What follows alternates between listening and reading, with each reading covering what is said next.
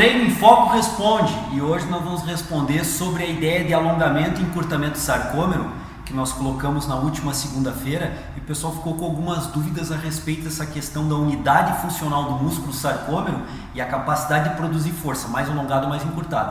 Acompanhe o vídeo de hoje. Pessoal, só para dar um toquezinho para vocês, lembrando que o Treino em Foco tem uma parceria com a Canui e vocês, nosso seguidor qualificado, recebe 10% de desconto usando lá o códigozinho nosso. É só acessar a descrição do vídeo aqui, o Jefferson coloca todos os detalhes, vocês vão conseguir esse desconto aí de 10% em todos os materiais da Canui. Mas voltando aqui para o nosso assunto sobre sarcômero, o que nós postamos? Nós postamos um vídeo a partir da tela do computador mostrando o sarcômero, o encurtamento. A gente vem nas últimas 3 segundas-feiras falando sobre isso. E o que nós apresentamos na última segunda-feira na Fisiologia do Seu Treino, série Fisiologia do Seu Treino. Nós apresentamos o sarcômero e mostramos para vocês que fisiologicamente, quando o sarcômero está muito alongado ou muito encurtado, devido à capacidade de conexão das cabeças da miosina nas actinas, se você, cabeça de miosina com actina, estou com dúvida, veja o vídeo de segunda-feira que você vai entender o que nós estamos falando. Estamos falando um aspecto bem pontual sobre o mecanismo da contração muscular e usando como exemplo gravações de um vídeo mostrando a unidade funcional microscópica do músculo. Voltando para essa unidade funcional, existem cabeças da miosina que se conectam na actina, e esse movimento de conexão em forma de gancho, como eu chamo, que é a capacidade de produzir força, formando algo que nós chamamos de ponte cruzada. Quando a cabeça da miosina conecta na actina, traciona, gerando uma ponte cruzada e gerando encurtamento do sarcômero.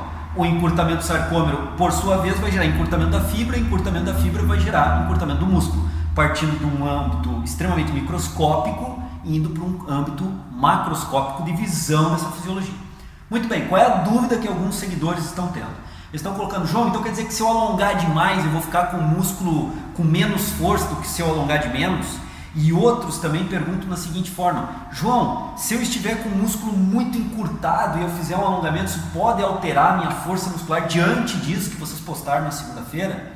A questão é o seguinte: o que foi falado lá é que um alongamento e encurtamento no momento do movimento, ele vai fisiologicamente para aquele sarcômero poder alterar um pouco a capacidade daquele sarcômero em produzir força. Se estiver muito alongado, obviamente aí o músculo também estará com um grau de alongamento significativo, a capacidade de conexão de cabeça de miosina na actina e a produção de pontes cruzadas diminuindo assim a força do músculo naquele ponto, naquele momento, naquele ângulo. Não é que nós iremos fazer um trabalho de alongamento e com isso iremos diminuir a nossa capacidade de força. São ângulos e posições corporais nas quais nós colocamos determinados grupos musculares um alongamento acima de um conteúdo normal, e por estarmos acima de uma posição um pouco mais normalizada, essa posição, um determinado ângulo durante a execução do exercício, diminui um pouco, cria um pequeno decréscimo da produção de força.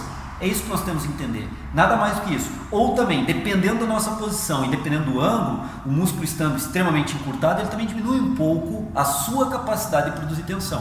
Isso, se você conversar com um profissional de educação física que orienta o seu treinamento, ele vai poder avaliar esse processo. Em que ângulos, em que posições, para um determinado grupo muscular, nós estaremos com ele muito encurtado ou muito alongado, diminuindo um pouco a produção fisiológica de força nesse músculo. Então existem aí critérios, mas não é o alongamento como processo de treinamento que irá alterar isso que nós colocamos segunda-feira passada no Treino em Foco. São ângulos nos quais nós colocamos um determinado feixe muscular em alongamento maior que o normal. Vou dar um exemplo para vocês. Se nós pegarmos o nosso tríceps braquial posterior do braço, ele é um músculo que ao contrair ele estende o cotovelo. É um completo e faz a completa extensão do meu cotovelo. Consequentemente, se eu flexionar completamente o meu cotovelo, eu já tenho um grau de alongamento bem significativo para todas as 3 regiões, todos os 3 feixes do tríceps braquial. Agora, se vocês forem olhar em detalhes na anatomia e na cinesiologia, vocês vão perceber que a cabeça longa do tríceps braquial, ela é biarticular. Além de cruzar o cotovelo e produzir tensão para estender o cotovelo, ela também cruza a articulação do ombro e também produz força para a extensão do ombro e para a abdução do ombro. O tríceps braquial na sua cabeça longa. Logo, se nós estamos fazendo um exercício para tríceps, como o press francês, por exemplo, nós estamos, ao estender o cotovelo em cima e flexionando o cotovelo, nós estamos alongando o tríceps braquial e alongando mais ainda a sua cabeça longa por estarmos abduzindo e mantendo abduzido o ombro. Então vejam bem, o press francês, ao estender o cotovelo, estou trabalhando o tríceps braquial, e ao flexionar o cotovelo de forma excêntrica, eu estou colocando a porção longa do tríceps braquial num alongamento um pouco maior que o normal. Aqui nesse ponto, a porção longa do tríceps braquial diminui um pouco a sua capacidade de produzir força em relação aos outros ângulos.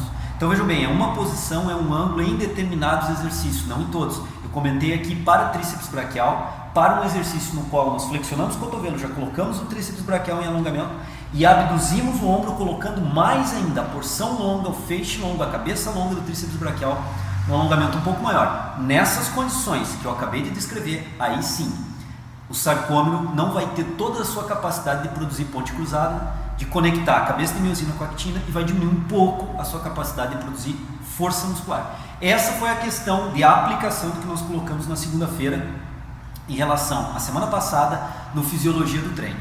Então essa é a explicação que o Treino em Foco queria mais esclarecer um pouco mais os nossos seguidores, já que teve várias perguntas nesse tema e ficou para alguns seguidores, nos parece, um pouco dúbia a questão. A gente procurou então aqui hoje esclarecer um pouco mais. Espero ter conseguido. Aguardo vocês na próxima quarta-feira em mais um Treino em Foco Responde. Grande abraço.